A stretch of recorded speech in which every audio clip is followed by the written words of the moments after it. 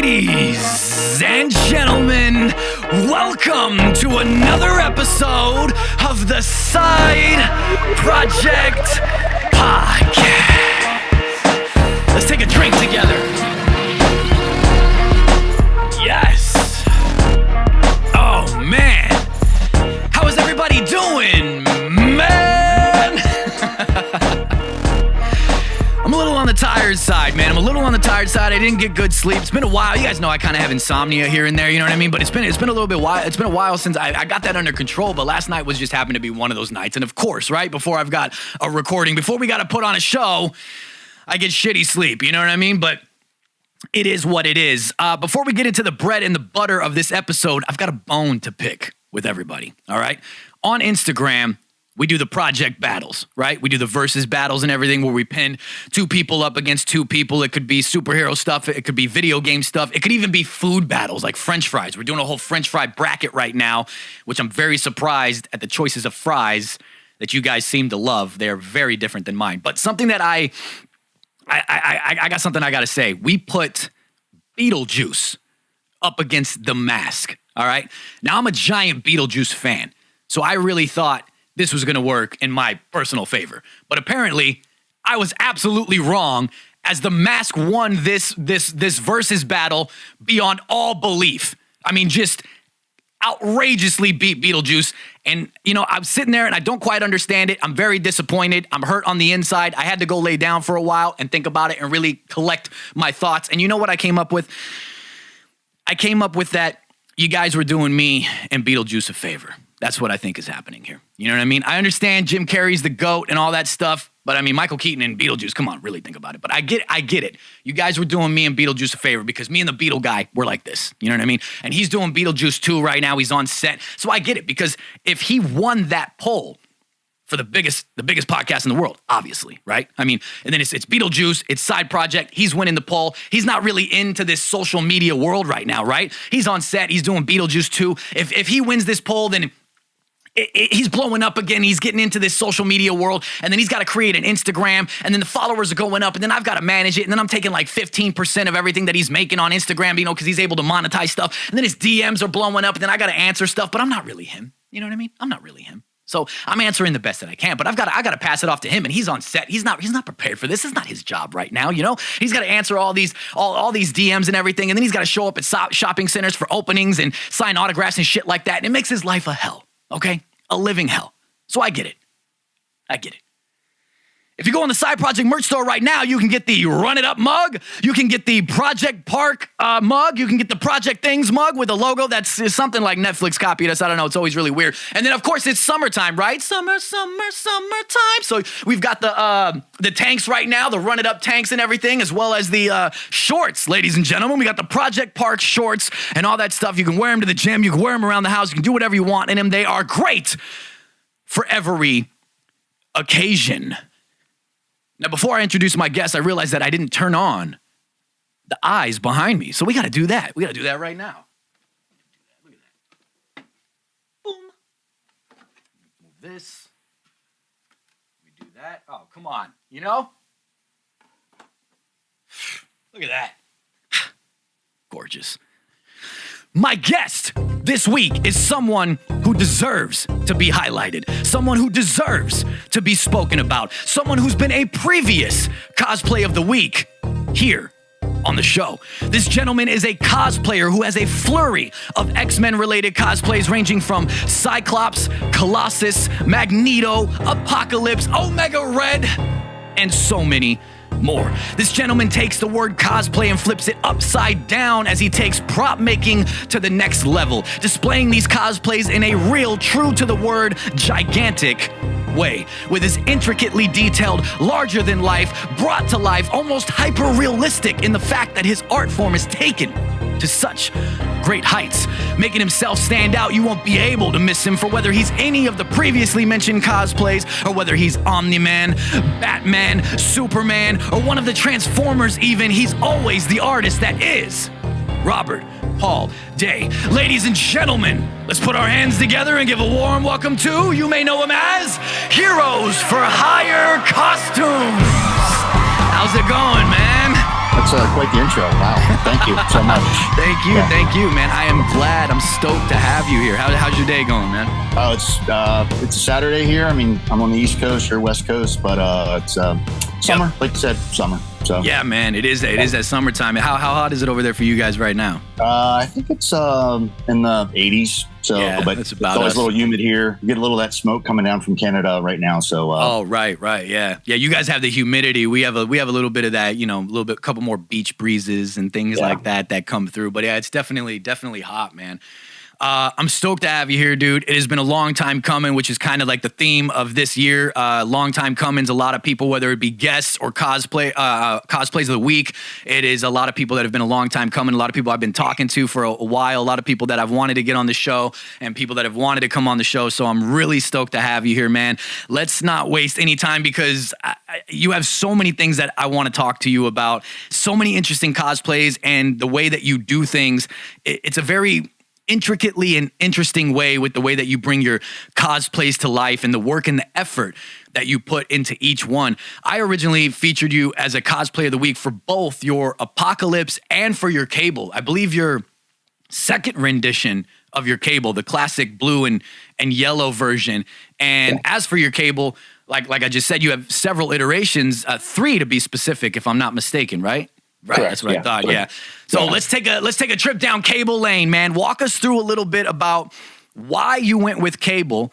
I mean, because having 3 different iterations kind of stands out that you obviously love the character in some sort of way, and like the behind the scenes of making them from the first rendition to the latest rendition. Just tell us anything that pops into your mind about the process. I just fell in love with Cable from the comics, XMen animated series. I probably have old VHS tapes around where I actually just taped the show when it was on TV. But I just love that character. Metal arm, cybernetic arm, all that stuff was just so cool. Time traveling. I guess if you think about the Terminator, that movie, they took Cable and split him in 2 in a way. Where you have Kyle Reese as the Cable guy or whatever, Cable guy. Yeah.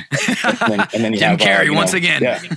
And you got the Terminator there, whatever, as his the cybernetic part of him or whatever. So the virus, but he's just such a badass. I just love that character and just fell in love with it. And Rob Loeb, not Rob Loeb, but Rob Liefeld, the artwork always gets me. I'm not so much when I read comic books or read comic books into the wording and the script. Let's say it's just all the artwork. I'm just like I'm captivated. Wow. Yeah. And when I read those comics, I said, man, I'd love to be able to do something like that. And I got into cosplay. You'd probably say at a very, very young age.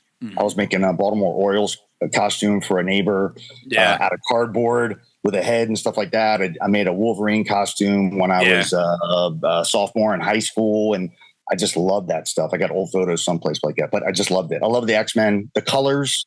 They seem to be a little bit more brighter, obviously, than let's say the DCU, the darker tones and whatnot. But, exactly. Just loved it. I'm more of a fabricator than anything else.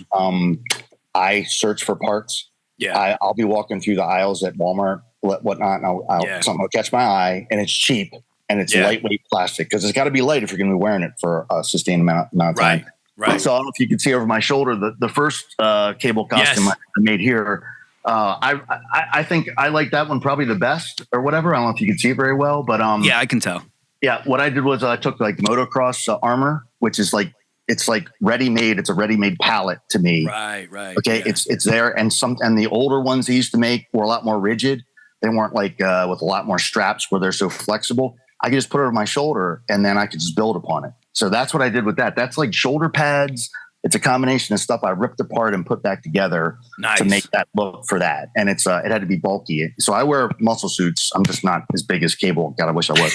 But so I have to account for that. So when I make, it's always about the shoulders and your chest and how much sticks out with the muscle suit. You have to account for that. Yeah. Sometimes you got to take these motocross chest pieces and put them apart to make the shoulders wider I'm constantly doing that type of stuff where I'm cutting something up. The snips they make now that just go right through plastic because I work a lot of plastic and whatnot, and just nuts and bolts and just putting stuff back together and fabricating that way. And then, adding the different things here to me, that's really important. You kind of mentioned that or whatever, the detail, catching people's eyes, the colors. I used a statue. There was this great Cable statue that I used as a inspiration for that. Statues to me, I mean, they're perfect because it's like a Frozen cosplay. Yeah. And if you can mimic that and bring it to life, then that's great or whatever. That's a great way to put it. A Frozen cosplay. That's so cool. I mean, I mean, to me it is or whatever. And then I'll move the camera over here a little bit there. And then that's the one here. I'll bring the camera down a little bit. The more like, I guess you could say classic version, if you will. Yeah. And that was also a statue that caught my eye too. I can't remember it's a Bowen or whatnot because there's so many great ones out there. Yeah. But this was probably a lot less fabrication than anything else because, this was all just foam work here with the heat gun and then making these things. I can't even tell you what these are made out of. These are parts that I found that were from packaging for certain things. They're plastic. And these are chalk holders that little kids use.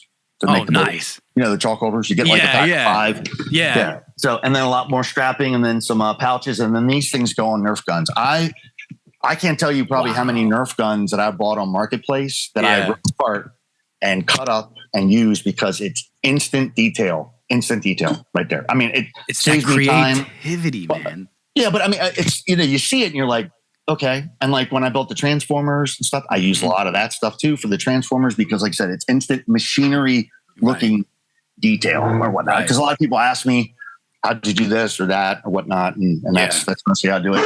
And this year, the mashup I did where it's the War Machine X-Force cable. I just got some idea. I had made this old that's armor. That's really cool. May I go back and you said the War Machine cable. Yeah.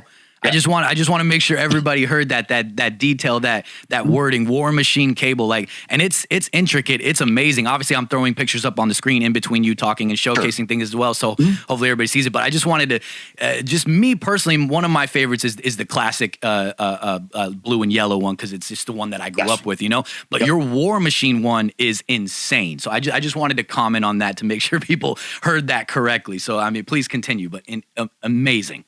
Well, I know in one of the comics or whatever, he fought War Machine, or they were going against one another for some reason. Yeah. And I thought, hey, why don't I just try to take those two elements because I love War Machine. I mean, I love Iron Man, but man, I love War Machine. He's just another badass character. Yes, and doesn't get enough love, I think. But anyway. Yeah. So, and then I just thought, hey, let me take this and see if I can do it, whatnot. And these are these things here, things I bought at Walmart. They're just like part of the packaging for something. And then the middle is just foam, and then more of these chalk holders. And I found this great fabric here. It's it's texture fabric at Joann's. I pop in Joann's, all the time. Go down the aisles. There's the Ya Han cosplay aisle and stuff like that. And there's all those fabrics in there. I mean, it's just the stuff they're coming out with now is just so cool. It's so cool. 100%. Yeah.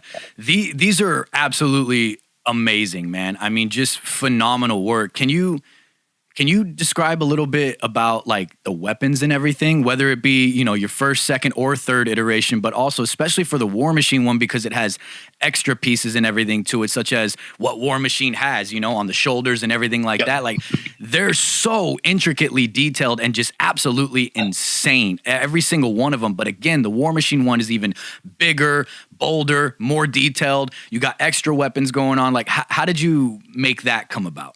So what I did was the back of this, actually, I can't really turn it around, but I took a bin because I use bins a lot. I cut up bins and use the bins from plastic because it's instant plastic pieces right there.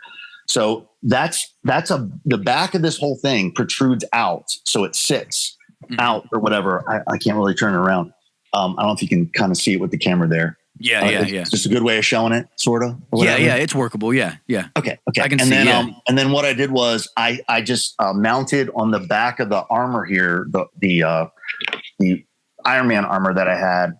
I put a bin on there with some nuts and bolts and whatnot, and then I bolted Nerf guns that I gutted so they'd be a lot less weight on the back of it. And then you have here the Gatling gun. The classic. You always see War Machine having one of those. I bought that at Walmart for $4.97.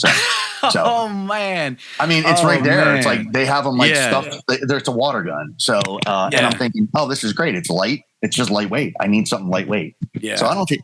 Tell you what. Can you see up there? Yeah. Where that light is? Okay. Yeah. So I made that big giant gun. I could try to get it down, maybe or whatever, but It's the one that I made that's like super heavy that goes with this, because I'm like, you know what? I have guns I use for Cable weapons, and he's always got ridiculously gigantic guns in the comics. I'm like, I need to make a giant gun, so I made that. But dude, that is it's not practical. It's probably 5 or 6 Nerf guns in there, and just to hold it up, it's tough, because when I have the War Machine arm on, I can't move this arm. Oh, and is that right? I can only wear that costume for, I think, when I went to New York Comic Con, which, if we want to get into that, oh my God, that was one of the most awesome, greatest days. Never been. Went to last year and got to meet Rob Liefeld. Oh, and I kept that on because I think it was like, I put it on around 10:30. Met the guys up there, Paladins of Cosplay. That they have that whole area or whatever. Yeah, and Josh, previous cosplays of the week. Yep. And Josh from CJ Props, it was up there. And previous the greatest guy. He's like the greatest guy ever, or whatever. He's awesome, dude. Yeah, and gave me a place to camp out and put my stuff. I felt very comfortable. Nobody's going to touch it. They have a whole floor up there for cosplay, which is like the right way to do it. I don't know how they do it at San Diego Comic Con.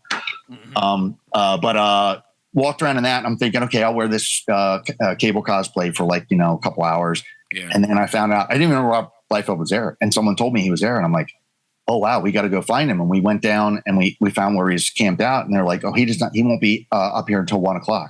And at that point, I think 3. I think it was 3:00.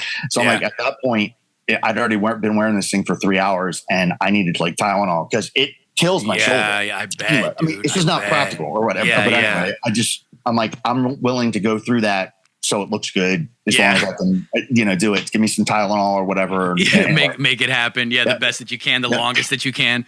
Exactly. So we did that, and we pushed through and got to see him. And man, that was a once in a lifetime experience where he could see me wearing Cable and get a video and photos. And man, that was awesome. So cool. Awesome. Something I want to ask you about is the Cable arms. It looks like the second rendition and the War Machine rendition are the same arm, the metallic style arm. I can't remember exactly what Cable's arm is called, but I'm going to say metallic for right now. But it looks like your first one is actually different. Is that correct? Yeah, I bought that from some guy on eBay. I can't even tell you how many years ago. And what it was it was a very first iteration of a Winter Soldier arm. So I removed the red star that was on there, and it had the lines on it anyway that I could work with. And it actually had a hinge. It's got a hinge on it that I could actually right here? Move a little bit. Right. Yeah. I like to be able to mix and match. So it's like, the one above me or to my right, over my right shoulder, whatever, I can wear that with other things, and I can, switch components and stuff like that, which is it's good for me. So, but I'm my wife's going to kill me because she's like, you're done as far as like build different things. And then I get these ideas in my head, and I'm like, I'd really love to do this version. And I like to take elements from different versions of Cable. Like I did some post where I was like, hey, I think I like this for this and this for this. This looks like the Road Warrior here. This part looks like this, and I'm going to try to combine it and try to make it look as badass as possible. I also just want to point out like this awesome collab that you have with 4-time guest and previous Cosplayer of the Week, Imposter Cosplay. And it's up on the screen right now. Like father, like son, Imposter as Cyclops, you with your Cable. And I had spoke to you before about this collab. And then I also spoke to Imposter about it as well. And I'd always just thought that this was like the ultimately perfect collab of like Cyclops and Cable, like your classic blue and yellow, because Imposter has that classic blue and yellow Cyclops as well. And it just like everything fits so perfectly. And the edit is by Batster, previous Cosplayer of the Week, with the original photos shot by Ryan D and Ryan Sims Photography. And I just wanted to point this out because if anybody hasn't seen it, it's so amazing. It's one of my favorite photos, X-Men cosplay photos of all time. Like this one it's just awesome. So if you're just looking at it on the screen right now, please go to Imposter or Robert's Instagram and give this a like and share it because it's phenomenal. Much like your villainous cosplays, still living in the X-Men universe with Apocalypse, Omega Red. I mentioned larger than life, brought to life, as if your Cables weren't more so on the big and bulkier side, and I say that in a good way, but you take both Apocalypse and Omega Red to another level. These two cosplays have some similarities in the sense that, kind of like the way that the headpieces sit and the way that they are built, the tubing for Apocalypse, the tentacles for Omega Red. Taking a look at Apocalypse here, immensely accurate, man. That classic, comic accurate, X-Men animated series accurate. It's the Apocalypse that we know. I think the Apocalypse that a lot of us wanted in the X-Men films, if I may speak a little bit. Then you have your Omega Red, another classic, possibly a little bit of a lesser known character, if you will. But if you're a big X-Men fan, then you definitely know the character. Accurate in the face, yet again, accurate to the color schemes, both of these cosplays. When it comes to cosplays of the likes of, this size, this caliber, I mean, how many hours go into pulling these ones off? Like, what's the process from the point of having the idea to making it what you make, from gathering, from others to doing it yourself to make the final product, what it actually is and what we end up seeing? What I tend to do, or for the most part, is I have a full-time job. So I have to save as much time as possible. And it would take me forever just to try to build a muscle suit. I built a muscle suit before and it takes forever. Shaving down the foam, the upholstery foam or whatever, and then gluing it to the body and all that stuff and then covering it. So I use it's Muscle Suit Shop on Instagram. A guy that's like overseas, and he makes them, sells a lot of them on eBay, and I could buy one of those, and then that's my palette for the body. I'm like, all right, how can I add to the body for this? Okay, and then it just became almost like if you want to say an assembly line of, all right, well, if I can get this muscle suit like this, and then I could, change it. Like I did the same thing. Super Geek Designs, I use those for Omega Red's covering or whatnot, his uniform or the Lycra suit for that. Right. So therefore, that takes care of like a lot of the area that needs to be covered for everything else. And the rest is just accessories. The mask, I think I don't know if you can see it behind me, kind of tucked back there a little bit for Omega Red. Mascaris Comics Cals. I commissioned that. That was a long time ago, probably like a year ago through them. You go through a whole process, sending them pictures. They send you back, hey, there's the clay model or whatever. Do you like this? And I'm like, yeah, I like this. Can you change it? Sending sketches back and forth. And that's how that works. But And then what I did was I'm like, the statue I was using, I was actually DMing the guy who made the statue. It was probably like a few days ago. It's weird. Telling him that this was what I used for the inspiration. Yeah. The way the hair is on it. I was just going to ask about that because I'm looking at a picture and it looks like it's this picture and what I'm seeing in the background. They look like it's different. It's static. It's static because it's foam. Okay. So what I did was, first time I ever did it, I'm like, let me give this a try. I don't know if you can see it very well. I can tell. Yeah. Okay. I can tell. Yeah. So I just took a lot of time. It probably took me a couple days just to put it together. And I'm like, let me try this. And it was just a lot of cutting of tubes of foam, squares of foam, long, that I would shape with a heat gun and whatnot, covered with plasti dip and whatnot. I used a lot of plasti dip. Yeah. That's awesome stuff to give it that look, and like a lot of slicing, painting, experimenting with this type of paint and this type of paint too, and kind of mounted it on there. I can just lift the wig off of the mask itself or whatnot, and I can put it back on. So you're also too, with people that make these, there's plenty of people that do this type of cosplay and whatnot, but you got to think about, how do I put this on and how do I take it off?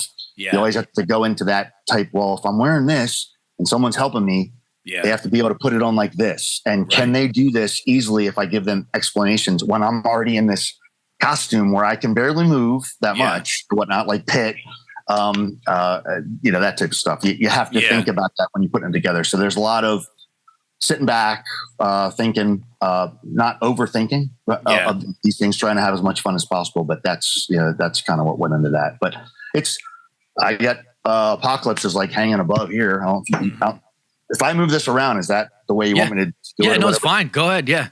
Okay. Can you see up there? Let's see. Turn it. I think you got to turn it up a little bit more. There we go. Yeah, a little bit up. Okay. I'm seeing Colossus. Well, that's Colossus. Apocalypse is hanging behind him. Oh, got you. Yeah. Okay, I see it. Yeah, I can kind of see it. Yeah. Yep. And so I just keep them out of the way that way. It's probably the way. Yeah. Based. But no, it's the same principle with that. It's just like that's 3 muscle suits or whatever done that way. Yeah. The Colossus that's a lot of work because that was a lot of area just to do myself with the plasti dip and latex and coating that so many times, and then drawing those lines on there. Oh my God. That was like 6 hours straight of drawing lines, a lot of mundane work there or whatnot, but I think it was worth it. I love that cosplay. Yeah, they're insane. I wanna ask you about I mean, what made you want to cosplay? I'm looking at the cosplays right now. Like, what made you want to cosplay someone like Omega Red? Just simply because he's a little bit of a lesser known character, if you will. I mean, you pulled it off flawlessly, by the way. Comics, animated series. And I think there was some article that came out right now or something that said Omega Red was the opponent that Wolverine feared the most. And he just seemed like, I mean, I'm like, I always thought he is a scary character. I thought the same thing. He doesn't get enough love, enough attention. He's huge. He's got these, tentacles. He can, suck the life force out of you. Yes. And then he keeps coming back, you see. And then I think now he's teamed up with the XMen on different teams and whatnot too. Yeah. But I started rewatching the animated series, and he's on there a couple times too. And it's like, man, they had him in a small part in Deadpool 2. I think so. Yeah. Prison. I think it was 2. Like, what? Yeah, that was it. Come on. I don't even remember. No. I know. I don't even remember too much about it. That's how like fast it was. Yep. Like, did he even have the tentacles in the movie? No. I don't think he did. Right? I think he had the emblem. Was like engraved on his head or something like that. I think somehow. So. Yeah. And I if you blink, you're not going to catch it. Or whatever. Exactly. Like, what? Yeah. They're just doing him. They're doing him dirty. And I didn't see like even enough people talking about it, so that's why I said like a lesser known character, because I think if you're not like in like your age group to my age group, I don't think you even really know much about the character at all, because he doesn't get enough attention. So I thought it was a really cool thing when I first saw your Omega Red and everything, and you and I kind of went back and forth. You were sending me updates of when you were doing the tentacles and everything, and I was just so stoked to see it. Like, I love when cosplayers kind of think outside the box and do something that's not always just like trending or whatever, and kind of do something that's not as popular, and it kind of make it their own thing. And you did that flawlessly, man. I really like appreciated that, just as a fan of X-Men and a fan of cosplay as well. These things are huge, man. Like, how big is Apocalypse? How tall? When you put everything on, like, how tall are you complete with that? Probably, because I made those. What I did was I took platform shoes bought online, and then I built the shoes around it, because he's got, he's a big guy, he's got big feet. Yeah. And you got to think about, how's this going to join properly so it's not too big and wide and looks kind of dumpy. Yeah. It's got to fit like around his calves sort. So, there's a lot of that. I took a lot of, pictures, progress pictures for that, but it's a little mundane. But I think, and then I added for that. So let me see, there's like 7-inch platform feet. And then underneath it is probably like another 3 inches. So, 6, 10, 7 feet or whatever tall. So, yeah. But I mean, when you put it on, cool. And you have to think about that too. It's like, okay, can I move well in this? I'm going to be walking around cons. Exactly. I don't want to, are the feet too wide that they're going to get tripped up and hit the other foot when you walk? So it's constant. And the people that build this type of stuff, they're used to doing this. I don't want to act like I'm being like a pioneer here, but you have to like it's constant fit tests. I don't have a lot of patience when I get something done and I have like somebody in the house. Hey, I want to throw this on. Can you help me do this? Can you take a little time out of your day to help me put this on? I want you to film it. Can you take pictures and stuff? I'm going to move around. I need pictures of the back and that, because once you're in it, you're helpless. You're like a 2-year-old in a way, and you have to rely on these other people. It's huge. Yeah. You have to. You have to. And like, get this angle. Can you do this and that type of stuff? And you have to do that. It's work. And I've learned over time that if you don't do that and you're trying to be a lone wolf, you're going to fail. You're going to fail. So you're going to miss 100%. Something. You're going to miss something. So. Definitely. I know like in pictures and videos and everything that I've seen of you like walking around cons and stuff, like these cosplays turn heads for sure, man. Like, what's it like if you do travel, with these cosplays? And is Apocalypse your tallest cosplay as well? Tallest cosplay would probably be the Optimus Prime that I did. Oh, that's right. That's right. Yeah. I got probably 5 Transformers that I built, and then the G1 Optimus Prime I built, whatever. And he's like 8.5 feet tall. Jeez. Maybe to count for the fins on top or whatever. Right, it's like it's getting up. It's probably like add another 3 or 4 inches, but that's not for me. But anyway, I have a SUV. and I have it figured out like Tetris here to putting everything in. If I go to like automobile shows to do stuff, because I get to go to those, and that Transformers goes great with automobiles or trucks and stuff like that. I get a van. I have to rent a van. I've thought about buying one, but it's not economically. It doesn't work. Yeah, if I rent, I can rent one, drive it around. So yeah. But the furthest I've ever gone is like I'm in PA now, so I'll travel to Western Pennsylvania. I've gone up to New York, Syracuse. They had a car show up there. We took a couple Transformers up there and stuff like that. But I can't go too far with those because, like I said, I can't put them on a plane. So I know some people take I would never want to take one of my bigger costumes, like let's say Pitt, and try to compress him down into a box or boxes to have them shipped. And then you get them on the other side, and you're like, "Holy crap! Why did I come here? This is a mess or something." Yeah, and then stuff's broken because they're just tossing packages left and right. I couldn't do that. And I'm not, obviously, I can't drive across country to like San Diego Comic Con, but to me, New York Comic Con has that covered. So that was like being baptized when I went to that. Seriously, these are people I met out there at the New York Comic Con that I had just been DMing. And I can't tell you how many awesome people that I have met this year and a half since getting into a lot of this stuff, rapid fire, and communicating back and forth with them. I mean, I've been doing this for a while. A member of the Brotherhood of the Bat. I don't know if you ever heard of that. It was back in the League of Heroes. Mm-hmm. My friend Jeff, who started that stuff or whatever, passed away this year. I can't believe it.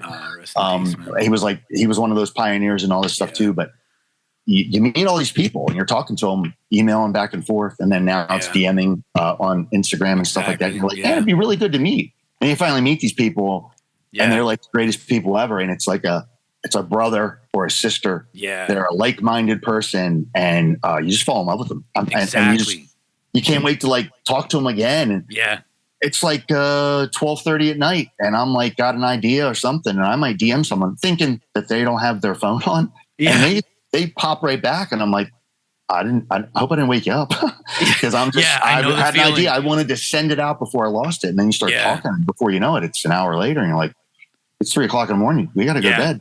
Yeah, exactly. I know exactly what you mean. This community as a whole is so much camaraderie, and like you said, the like-mindedness, and you meet people and you share all these things with people, and then you finally meet them in person. Like I'm experiencing that myself a lot, like with doing the podcast and doing videography for cosplayers and everything as well. And it's just such a great community. It's such a great feeling. And then it's just that, like you said, and I just said, sharing these like-minded things with people. And so when you do get together at cons, you're talking online, you do all that stuff, it's almost like everything just kind of clicks into place. It's like you've known each other forever sometimes, You can't, my face hurts. You can't stop smiling. You're just smiling at him like the whole time. You're like, I'm so happy I saw you and I met you and stuff. You're so, Exactly. I've talked to Caleb. I'm like, hey, we're talking about what cons you going to? He's like, I'm going to Dragon Con. I'm like, I've never been there. It's a 12-hour drive for me. I don't know if I could do that. I mean, I could do it, but I got a big dog here to take care of. But I know that feeling too. But no, it's these people are they're just awesome. And you have like tremendous energy. Thank you, man. They have good energy, and it's like to me, it's just a blessing. It's a gift. Yeah, 100%. I agree. Yeah, this is one of the best choices I ever made. Just not even just for the podcasting like that, but the people that I've met through doing this, and the friendships that I've forged through doing this. So I agree with you 100%. I want to talk to you a little bit more about like how you got into cosplay, and then I really wanted to kind of take a dive into like your style, the unique style with all your cosplays and everything. But before we do that, we will do that. But before we do that, let's break up the monotony and let's get into this week's Cosplay of the Week. And this week's Cosplay of the Week is none other than Lucy Makes on Instagram. And I hope I'm pronouncing that right, man. I hope that's exactly how you say it. I've talked to this guy many times and I've never asked him if that's how you do it, but it's LuciMakes.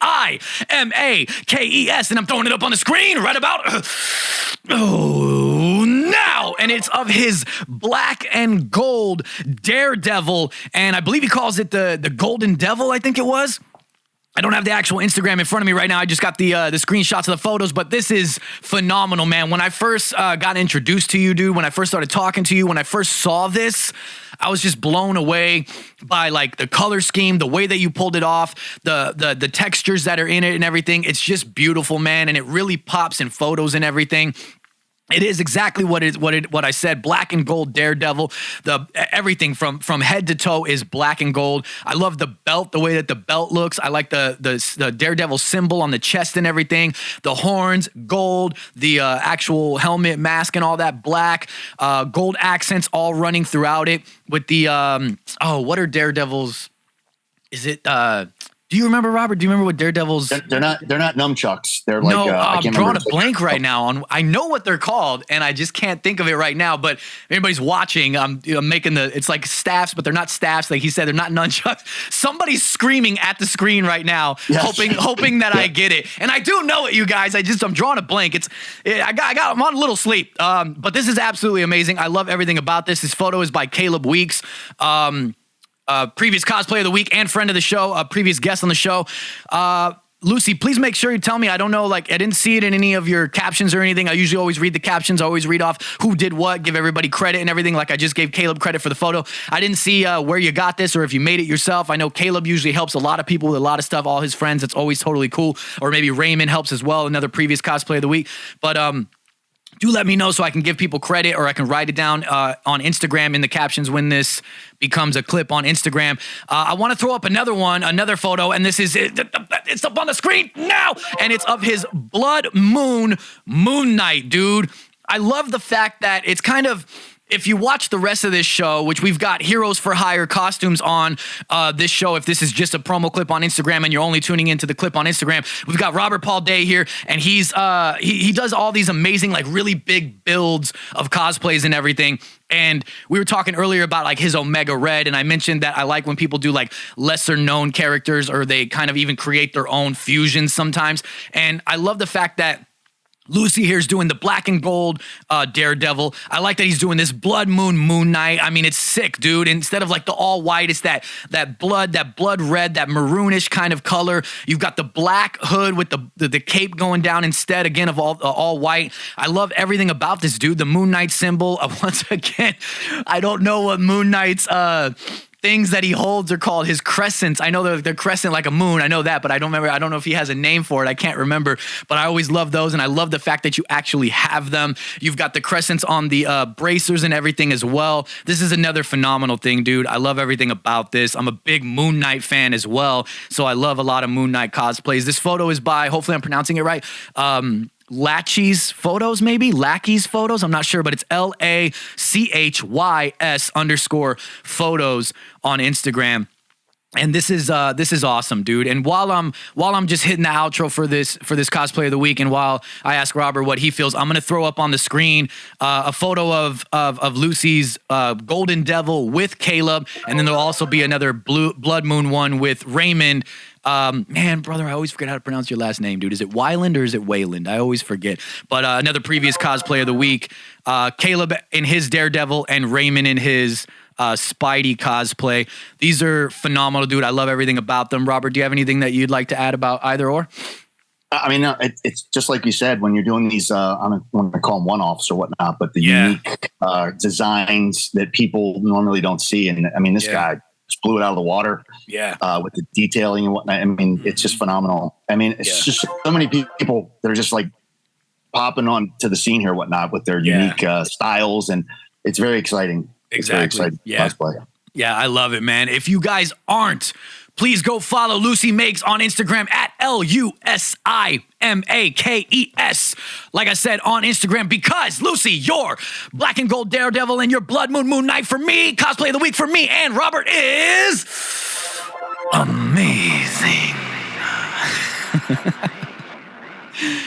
Oh man, you don't seem like you're lacking sleep to me, buddy. So. Oh, I'm pushing through, man. I'm doing everything that I can, but I feel like I'm stuttering a lot today, but that's due to the brain not firing 100%, you know? everybody has a journey into how they got into cosplay, you know, whatever and however that may be. Everyone has a starting point, a story of some sort. I know that you were a 20-year veteran in the Navy as well. So I got to ask, you know, like what's your story? How did it all lead into what it is today as well? And then leading up into cosplay and everything, like how did this all begin? So when I was young, I spent a lot of times like just by myself. It wasn't like with a lot of friends. I just like being that way or whatnot. You know, back in the day, you could just go off all day and your parents wouldn't. Right. Everything was good to go. You didn't have to worry about it. You know, you're out in the woods playing with a couple friends or you're by yourself and there was no worries. Yeah. But I used to do a lot of that. And if I found stuff, I would always find stuff. It's weird. And for some reason, I don't know why, I'd say, you know, I think I could use this for something. And I collected it or whatnot. And I had it someplace or whatever. And then, you know, as time went on, my parents would be like, why do you have this or whatever? And they throw it away or something like that. Just like they threw away my Star Wars collection when I left on deployment and came back and said, what did you guys do? Yeah. Yeah, stuff like that. No, it just, I don't know what it is. It's just shapes. It's really comes down to the bottom line. It's shapes. So if I see something catches my eye or whatnot, a project might revolve around something that I found or whatever. And like I said, it could be in the aisles of Walmart. It could be someplace else or whatever. The Bumblebee was the first Transformer I made. And originated from, I used to work at the Pentagon and we lived in, lived in Maryland, but I drive there back and forth and catch the metro.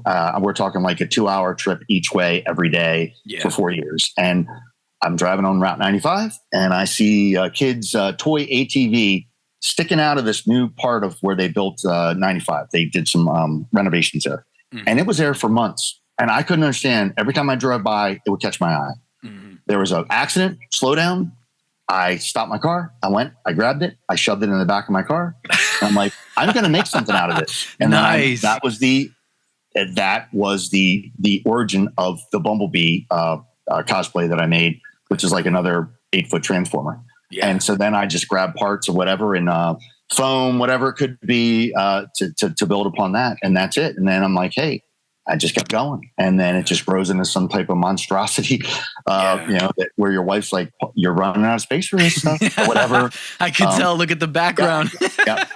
I'm in the garage right now where I've been sequestered or whatnot. So, but I mean, it's nice to be, but that whole lone wolf mentality is nice, but you need friends and you need like-minded, and these people that I can reach out to, or they can reach out to me at any time. Yeah. It's just great. It makes it that much better. Yeah. That much better to have that availability. So 100%. Have you always, I mean, you kind of in a sense answered this question a little bit, but like, have you always been into the prop making side of things as well? I mean, obviously kind of, because you grabbed stuff and you made your Bumblebee one, but like, have you always been into that? Was that always like crafting or anything like that? Was that always a thing growing up? When I got like into the Naval Academy and then went to, you know, off on deployments and stuff like that, that stuff all went to the wayside. I was just way too busy. Yeah. You know, you're gone for 8 months at a time on the submarine. You're down underneath the water for like 75 days at a time or whatnot. It's all family, getting back and forth, spending as much time with them as possible. And then now that I've retired and back like 2007, 2008, you know, I started getting more into this stuff, being able to conceptualize and build things and have the availability and a little bit more time to do it. Yeah. You know, kids move out, you know, that type of stuff. And you have a little bit more time to do stuff like that. So that's part of it is time. It takes a lot of time. Yeah. So to a lot of, you know, to do this stuff, even like just looking for stuff. I'll have people contact me and they're like, hey, can you build me this? And I'm like, there's no way because, it's not going to look like this. Because I found this, I found this part at this place, I can't remember where, or whatnot. And there's no way I'm going to find it again. I could make it, regurgitated out of foam now because, you know, working with foam is just like, oh my God, the things you can do with the stuff that's out there now and the way it's like blossoming. There's so many different products that are out there too, that people, I mean, there's so many amazing people out there. It just blows my mind. Every day you're looking at something going, how did they make that? Right. And the 3D printers, I just bought one, and I'm going to get into that. I get friends on the West Coast, like Frankly Belt, that guy. And he is like one of those pioneers where he's got his YouTube channel. Yeah. He's showing people do this. And he's really just helping out. He's what a guy for doing this. Because a lot of people, they don't want to show you. They'll hold this stuff so close to their chest. And they don't want to say anything. No. Yeah, they don't want to reveal anything. Yeah, exactly. It's all good. It's so much fun. It's just fun. You gotta have fun. That's what 100%. It's all about. So because if you're not having fun doing this, then I mean, what are you doing it for? You know, you gotta be having fun, man. And the way that you do your cosplays is not something that everyone else does, as we kind of just said in a sense. Like there's a few people out there that have these larger than life cosplays, these big builds. Hummin H2, previous cosplay of the week. CJ Prop Studio, previous guest and cosplay of the week. Equally amazing, the both of them. But for you, even with certain cosplays such as your Magneto or your Omni-Man or your Colossus or even your Captain America, whether it's big builds, muscle suits, or a mixture, all of them have this signature look of like being larger than life, if you will. I'm just going to kind of keep referring to it as that. Very comic book-esque as well, even very video game, like, ripped and detailed, big with these intricate details that we keep discussing. Even on ones that you could have gone with a little bit more of a slim down look, if you will, like maybe a Magneto, or some cosplayers will do Colossus, but it's not like real big. It's more just themselves, or maybe painted or anything like that. I hate to ask if it was like purposeful, because if it's recurring, like the way that you do your cosplays, it's obviously got to be somewhat purposeful. You obviously enjoy this look, as do we, but is it something that you legit focused on and wanted to make like your own thing, or did you kind of just fall into this style of these big builds and end up running with it with all of your cosplays? I try to copy as much as possible. So like you said, comic book, like when you look at the comic books, there's no way humans or even superhuman people, if they existed, would be built the way they're built in the comics. Yeah. The small waist, the giant thighs, the incredible chest, the shoulders that are just unnatural. Yeah. So it's like, that's what I want. I want to bring that to life. Yes. When I've seen, and I just, my mind, your heart starts racing when you see these images that these people have created, these incredible comic creators, right? The Simonson, Liefelds, the Jim Lee, those type of people. You're like, right? Wow, this is just so cool. And I wish, like, back in the day when I was growing up, nobody was doing this type of stuff in that manner. They weren't being brought to the big screen that way. And like now, when they're doing it, it's like they're getting close, but in some instances, they fall short, and where you're like, God darn it, they kind of missed the mark there. I wish they could have done it this way or whatever. Yeah. And it's just my way of doing this, where it's like when I'm getting a video done, I'm looking back at the video, I'm like, all right, I'm just so happy to see the product. Yeah. For me, it's just so rewarding that it mimics that comic book look. So it's done purposely. To tell you the truth, like with Magneto, my friend, Jeff, I can't remember what time it was. I sent him a photo and I was wearing an extra large muscle suit. He's like, hey, dude, that's way too big for Magneto. So I had a smaller one that I wear for cable. That's the normal size. And I'm like, well, let me throw it on this. That's much better. So I have to rely on the expertise of other people too. Sometimes I have to ask around. Is this too much? Yes. Yeah, that's fun. I love it though. You're right. It's also like, something that I love too is like all the statues, which you said you kind of model some of your stuff after, but like all of those like really cool comic book statues, those superhero statues that are also just kind of ripped from the comics as well and put into statue form. Those frozen cosplays, if you will. I'm gonna try to remember that. I also love those as well, and it's almost like you're ripping from those too. It's just bringing those to life. I love it, dude. Kudos, job well done, man. Before we kind of get ready to wrap up here, I want to get into a little surprise segment real quick that I like to call Shotgun Questions. And Shotgun Questions is a quick little segment that I like to do that is a little bit more rapid fire questions that never end up being that rapid fire, but I stick with the theme because it wouldn't be the Side Project podcast if I didn't have sound effects and do the whole themed segment thing. But if they aren't rapid fire, that's fine. Like I said, we always end up having a little bit of a conversation about them. And Robert doesn't know anything about this. My guests never know anything about this, although now that I'm doing this much more often, they're going to expect it. They're just not going to know when, and I don't prep them for it, and I don't give them the questions ahead of time. Let's see. The next XMen movie within the MCU is coming out. You have a choice for a villain of the first movie to be a more comic accurate Apocalypse, Mr. Sinister, Magneto again, or Scarlet Witch carrying over from the MCU and being a villain in the X-Men films as well? Who do you choose? Mr. Sinister. Nice. Yes. I had a feeling that you'd probably go with that. I feel like a lot of people are going to go with that because we haven't seen him on film yet, you know? Okay, next one. You get to pick 2 superhero powers to combine. Any 2 that you want to combine and they're yours. Which 2 do you choose? Flight and superhuman strength. Nice. Yeah. I love it. I love it. This is Superman. Right? Yeah, exactly. I don't have the laser vision, but I got those. That's enough. Exactly. I think. Exactly. Okay, this has been a pretty Marvel-esque and pretty X-Men themed episode, but I always ask everybody this question. Batman, out of these, you've got Keaton, Bale, Affleck, Pattinson. You can only choose one, and the rest and their universe cease to exist. Who do you pick? Bale. Nice.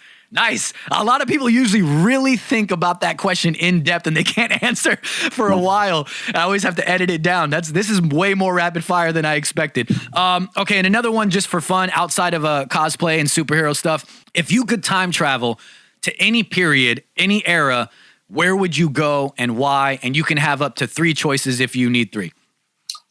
Medieval Scotland to be a Outlander type. Yes. Braveheart, one of my favorite movies. Yeah. One of my favorite, I mean, it's in my top 3. Yeah, so, definitely. Yeah. You going with 1? You can have 3 if you want 3. Oh, 3? Yeah, you can have up to 3. Yeah. It would probably be medieval times again, but like in a different country, maybe England or Ireland. So nice. But, and well, if I have one more, the future.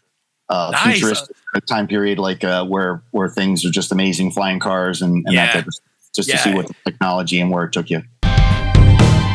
I know you're working on a few different cosplays. You're not necessarily one to shy away from revealing them ahead of time. You know, you always kind of show progress photos and videos and everything. You're always talking with people about them. You and I have had convos about them. But for anybody that may not be aware or maybe just hasn't seen them for whatever reason, do you have any that you want to talk about a bit that you're working on and talk about like where the progress lies and everything? I know you kind of just revealed Pit, which is also another. There we go. Yeah, another kind of.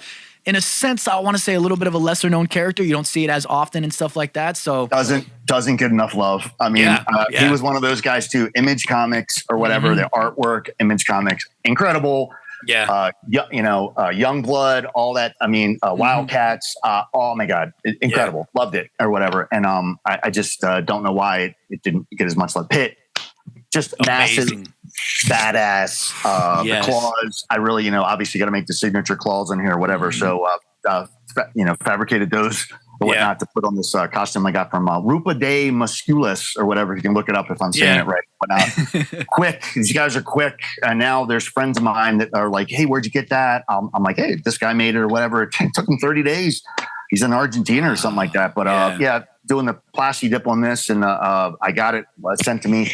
When I got it, it was one of those. It's crumpled in a box. I'm like, oh my God, this is just going to come back to life the way it was. And it's like, give it time. The foam's got to expand, whatnot. But coated this with latex myself. I can't wait to detail it with the paint, the crevices and the veins, and make everything pop. A little bit of orange in there too. And then another thing, I know I've posted this or whatever, but I don't know if you can see part of that right there. Yeah, I can. That Future King 4 armor that I'm making. And I mean, I wish that they would have done the movie, the latest Thor movie, like the comics, because that was captivating too. Oh my God. So dark. And just an awesome set, comic run there. Yeah, they did with Future King Thor and all the Thors coming together, or whatever, to battle Gore, the God Butcher, who was so cool in the comics too. I know, man. I know. Yeah, I agree with you. Yeah, and then after that, I got the I'm doing Captain Salute talked me into doing the Jarrell armor from Man of Steel, which at the beginning of that movie when they were I was going to ask you about that. Yeah. Oh my God. And you're like, my God, that armor is so cool. It is. And he's doing his Zod, and I'm going to do Jarrell and hopefully have that done for Comic-Con, for New York Comic-Con. And then the other thing I'm working on is a Treebeard So I want to do Treebeard, who's about 9 feet tall. And I actually started that. And I can't wait to get into detail for that because I've done a Groot before too, and he's about 9 feet tall, and that's a lot of foam work. Yeah. But Treebeard, I don't think will be that tough or whatever. So? And the way I can texture that, and I want it to look just like, I don't know if you can see the Treebeard guy up there. I don't know if you can see it, but you're gonna have to turn it a little bit if so. He's you probably can't see it or whatever. No, I can't right now. Yeah, this guy or whatever. So he'll look just like this guy here or whatever, and another type of statue. But yes, yeah, I can't wait. I mean, there's so much detail. That's going to be amazing for this too, with the long arms and whatnot. So yeah, I can't wait. Oh my God, that'll be great. That'll be great for the fall too, because he'll go along great with like festivals and that type of stuff to go to besides like cons. But yeah, that's amazing, dude. I can't wait to see all those things, dude. You keep tagging me and everything. You always tag me and stuff. I love it, dude. Send me stuff. I love it, man. It's so amazing. That Treebeard. Oh my God, that's gonna be so crazy to see in person as well. Hopefully we can meet up sometime in person. It looks like it'll probably have to be me coming out that way, which I plan to do hopefully next year. I am going to Dragon Con though. I'll be at Dragon Con, which I mean, surprise announcement here right now, but I will be there if that ends up being it. I know you mentioned it's like a 12-hour drive. I know your cosplays, everything, but I'm still thinking about it. But I mean, I know those hotels, from what I understand, friends of mine, they sell out so quick. They're gone. They sold out. Yeah, they're sold out from October of last year. They were already sold out. So you're going to have to get it. That's what I'm doing. I'm going to have to get an Airbnb, and it's going to have to be like which may be even more complicated for you, because then you've got to either, if you're not driving yourself, you got to either drive yourself, take Ubers, and then with all of your cosplays, it sounds like it's probably a disaster to maneuver. You got to always think about logistics. Like, exactly. But, you got to think about New York Comic Con. I know you're out in California, but I am, but I'm from New York. I'm from Brooklyn. Oh, okay. So, well, you sound like it. But the way they have it set up, and you go there, and they have a whole floor dedicated. Like, so I don't know how they do it at San Diego Comic Con, and last year was my first time going. But a whole floor set up just dedicated to cosplay. And so the Paladins are there, and they have the repair station. Yes. And there's just so much space, and they have backdrops, and people are just up there changing. Yeah. And like, I plan on going all 4 days that I got tickets for, and I'm probably going to try to dress in 3 cosplays each day. Nice, dude. And I mean, it's just like, it's a candy land for cosplay. It's like, it's awesome. So if I can make it to New York Comic Con, I will. Well, we are going to get ready to wrap up here, so I want to give the floor to you to say whatever it is that you want to say, plug whatever you want to plug, tell people where they can find you, and also let them know about the upcoming cons that you have, because I know you got a couple conventions that you're going to be coming to. You're a guest at some as well. I know that. So the floor is yours, man. Whatever you want to say. Yep. So I get to be have the opportunity to be a guest at Legendary Con. That's going to be I'll be there for July 8th. My first time ever doing something like this where I'm a cosplay guest. So I'm, grappling with what do I bring out there? How do I set it all up? Josh kind of gave a little blueprint when he was out there for, Garden State Con last weekend, where he had his little setup or whatever. And he kind of pointed me in the right direction for that. I'll be at Cosplay World August 5th, maybe August 6th too in the morning. Try to stay over there or whatever. And that is going to be, that's going to be amazing. I wish I could be at that. I was supposed the people to be, that they have scheduled to be out there that are cosplay. I can't wait to meet those people. Some of the people I already know, but for the most part, haven't met. Like Joey Red Hood is going to be out there. Yep. I want to bring my previous cosplay of the week. I know. I saw him on here too. And I want to bring my my Arkham Origins Batman out there and do some photo shoots with him too. Yes. Red Hood, and I'm just really I'm getting jazzed for this stuff, whatever. But I'll be at AnchorCon. That's in I think the middle of August up in New York for one day too, and then October New York Comic Con. I wanted to go to BlurredCon too, but it interfered. I got a lot of people from that community that are friends of mine that I did like photo shoots with and stuff like that. But now this is all just great. Communities coming together and whatnot. I mean, back in the day, or whatnot, when I first started doing cosplay, I'm very competitive. I was ultra competitive. Now I don't get into these cosplay contests. I just want to go out there, see people, meet people. It's weird. My whole mindset is so different than what it used to be, and that's what it's like. It's like the memories and the people that you meet are the most important thing. Yeah. Winning really stuff is great, but meeting people like yourself or whatnot is what it's all about. Likewise. It's all about. Likewise. Yeah. Definitely, man. Ladies and gentlemen, Robert Paul Day, please go give him a follow at Heroes for Hire Costumes on Instagram. His underscores in between each word. Thank you for coming on, man. We definitely got to do a follow-up, let some time pass, let some more of your cosplays come out, some more builds and everything, and definitely got to do a part 2, dude. I definitely welcome you back. This has been absolutely awesome, man. I appreciate it, dude. I appreciate it, man. I'm just so glad you had me on. So, man, of course, dude. It's been a long time coming, and that's the theme here. And to everybody tuning in, ladies and gentlemen, thank you for watching, for liking, for commenting, for sharing, for doing all of those beautiful things that you do over on youtube.com/Side Project Podcast. When you go down and hit that big red subscribe button, I appreciate it. When you hit it, it goes, and you get 100 sexy Project points. When you're listening and watching on Spotify, as videos are available on Spotify as well, and you follow and you rate, you do all those things you do on Spotify, I appreciate it from the bottom of my heart. If you're looking for me, you can find me on Instagram at IGHatesChazzy. That is my personal account, and everything else you need to follow me on is on the screen right now. What side is it on? Is it on this side? Could be on this side, but I think it's on this side. And if you're looking for the podcast as a whole on Instagram, you can find it at Side Project Podcast. Remember, that's Project with a K. For me, for Robert, we are out of here.